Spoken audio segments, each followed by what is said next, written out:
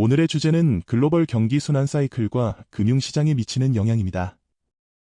현재 우리는 이 순환 사이클의 어디에 위치해 있는지 분석해보고 앞으로 어떤 시나리오가 예상될 수 있는지 살펴보겠습니다.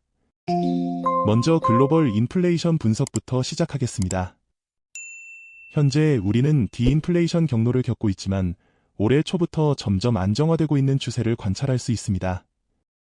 글로벌 인플레이션의 하향 흐름에서 바닥 형성 단계에 있을 가능성이 있습니다.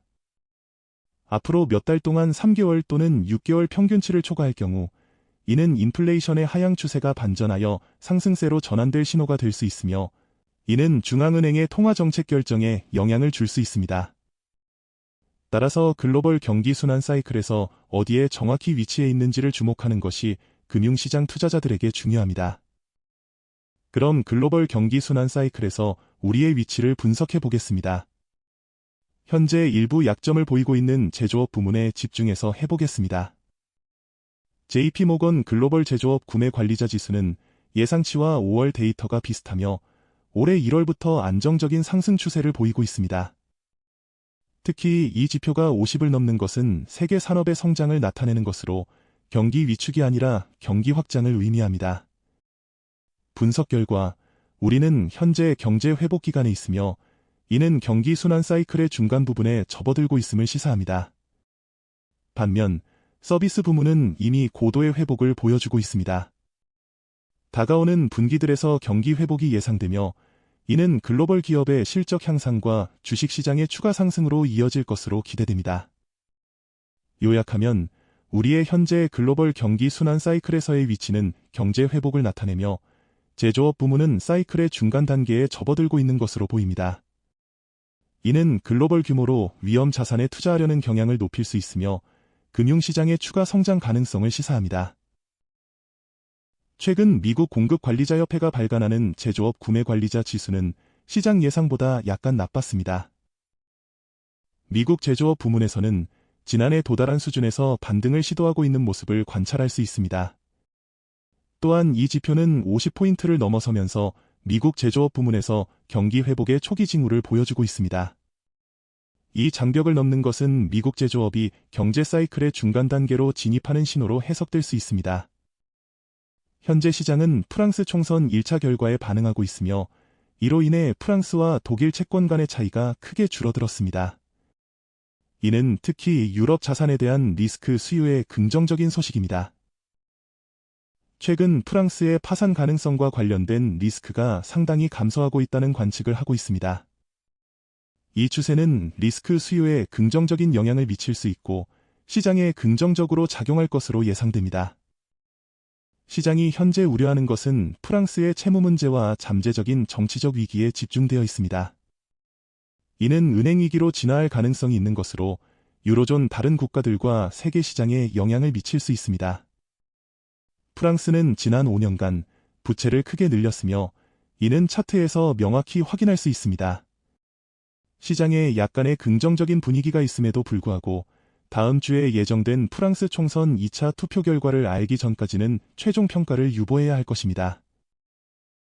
미국 달러 지수가 지난 12개월간의 저항선에 접근하고 있습니다. 이 저항선이 달러 지수에 미치는 영향을 관찰해 보겠습니다.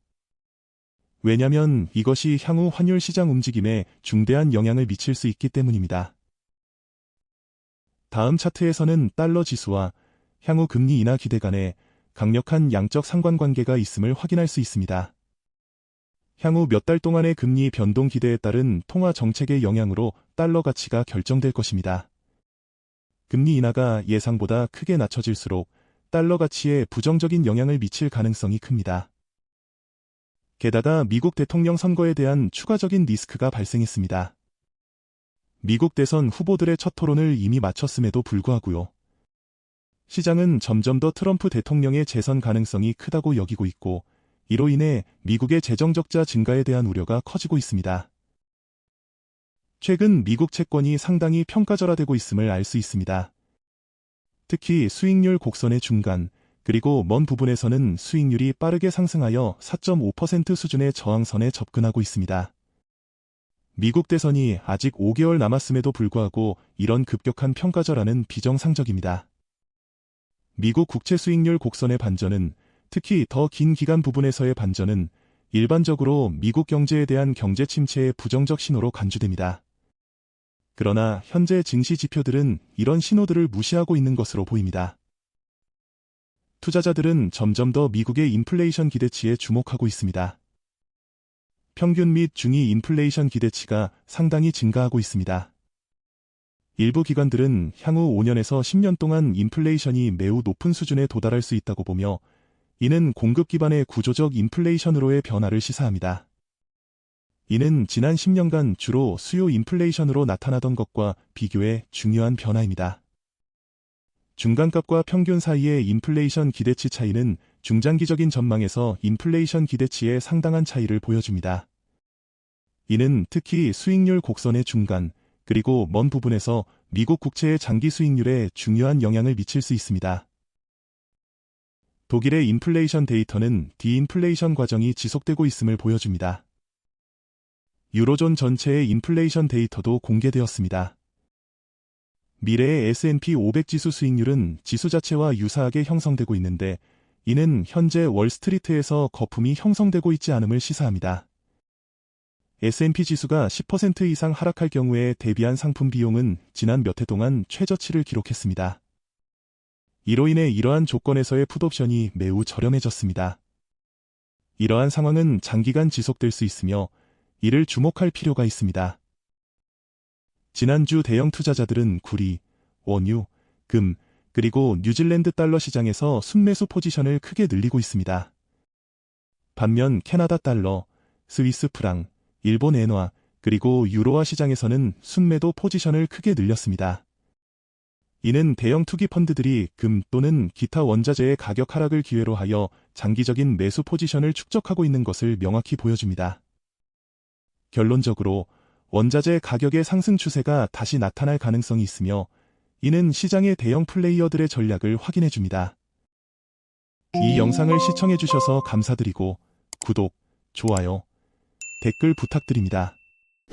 항상 높은 수익을 얻으시길 기원드립니다.